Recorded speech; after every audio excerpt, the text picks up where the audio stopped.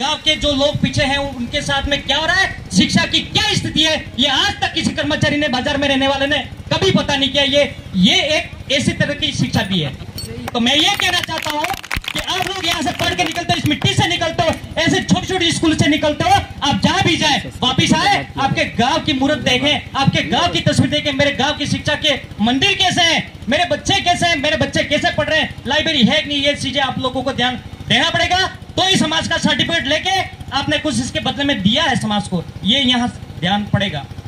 साथ में आप लोगों को पता है अच्छी शिक्षा प्राप्त करेंगे, लाइब्रेरी में पढ़ेंगे, मैं जानता हूं आप लोगों के लिए ये फैसिलिटी दी है इन लोगों ने, युवा ने दी है, यहाँ के सरपंच साहब ने दी है, और यहाँ के माता बहनों के सबके सहयोग से आपको फैसिलिटी मिल रही है। तो जो भी लेने वाले हैं फैसिलिटी, उनको मैं मेरी तरफ से शुभकामनाएं देता हूँ, टेप के माध्यम से भी देना चाहता हूँ।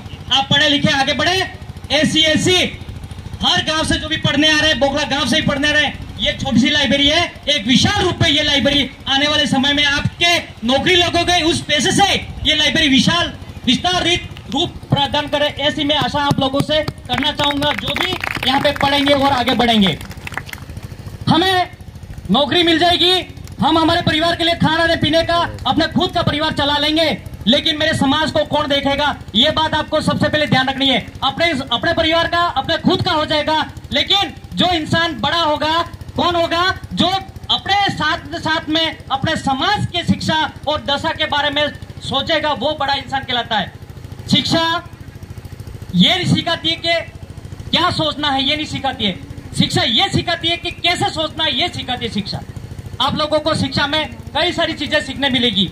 आज हम लोग आपसे विश्वास दिलाते हैं, और मैं यहाँ बैठे सभी साथियों को, वडीलों को कहना चाहूंगा कि सभी बीमारियों की एक ही दवाई है, जड़ है, वो है शिक्षा। इसके अलावा कोई दवाई नहीं है, आप इस बात को नोट कर लेना। इसलिए हमारे कैसी भी परिस्थितियां बन जाए, घर में अनाज नहीं हो, दाने नहीं हो, आप बीमार हो, कुछ भी हो, परिस्थितियां खराब हो, लेकिन बच्चे को यहाँ नहीं, 10वीं तक नहीं, 12वीं तक नहीं, कॉलेज तक पढ़ाना है आपको, इनको डॉक्टर बनाना है, पीएचडी करानी है, आरएस आईएएस बनाना है, तब जाके आप लोगों के बारे में विश्व लेवल पे, देश लेवल पे, राज्य लेवल पे क्या नीतियां बनती है, रीतियां बनती है, तब पता पड़ेगा। 10वीं पास होने से आज के समय में अनपढ़ के बराबर है।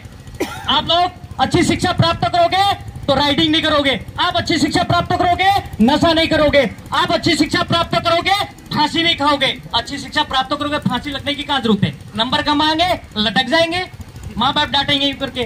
कल मैंने वीडियो देखा कि लड़का पढ़ रहा है और वो मोबाइल की ऐसी लत लग जाती है और मोबाइल देखते रहता है, माँ मोबाइल ले लेती है और लड़का पीछे जाके कमरे में से बेट लाके माँ के सिर पे मार देता, माँ मर जाती है। तो मैं आप लोगों को कहना चाहता हूँ, ये जितनी भी बीमारियां हैं उसकी जड़ खत्म करने की एक ही दवाई है, अच्छी शिक्षा प्रदान करना। तो आप लोगों से कहना चाहूंगा, कपड़े नहीं मिलेंगे, सब चीजें, आपको बहुत सारी समस्या पड़ेगी, लेकिन हमारे बच्चों को पूर्ण रूप से पूरी शिक्षा देना, तब जाके आपके हक अधिकार, जल जंगल जमीन और ये सभी बातें कर पाएंगे। नहीं तो 10वीं पास होकर गुजरात चले गए, 10वीं पास होते होते गाय राइडिंग करते करते मर गए, तो ये शिक्षा का कोई मतलब नहीं रहेगा। तो मैं आप लोगों से यही कहना चाहूंगा, और आने वाले समय में आप लोग, हम यही रहते हैं, बिछवाड़ा ब्लॉक के आसपास ही रहते हैं, आपके साथ हमेशा जुड़े रहते हैं। किसी भी माँ बाप को, हमारे गांव में किसी भी व्यक्ति को, जिन बच्चों के माँ बाप नहीं है, जिसके पिताजी नहीं है, गरीब स्थिति नहीं है, हम लोगों से संपर्क करिएगा। जिसकी फीस, इसके बारे में हम कोशिश करेंगे, इस लड़कों को पढ़ने से वंचित नहीं किया जाएगा। हम सब टेप के साथ ही सहयोग करेंगे। जैसे कि राजू भाई ने कहा था, एक कोई बच्चा था, मुझे पता नहीं है, कि जिसकी बीएड में हो गया था, फीस नहीं हो रही थी, तो हमने एक पहल की राजू भाई के कहने पर, और उस बच्चे की हमने फीस पूरी की। तो ऐसे से हमने कई काम किए, लेकिन हमारे पास में क्या, अखबार हमारा नहीं है, मीडिया हमारा नहीं है, हमारी बातें छिप जाती है, और हम जैसे छोटे छोटे लोगों को भी कोई गांठता नहीं है, हम जानता नहीं, लेकिन फिर भी हमारे माँ बाप ने पढ़ाया। आज मेरे 5 विषय में मैंने एमए कर रखी है, मैंने पीएचडी चल रही है अभी इतिहास में मेरी, तो कहीं कहीं मैं उच्च शिक्षा ले रहा हूँ, तब जाके ये कुछ कर पा रहा हूँ। तो ये शिक्षा एक ही एक दवाई है, आप लोगों को यहाँ पे बोलना, सोचना, समझना सब सिखाएगी, और आप लोग सभी इस बात का ध्यान रखें।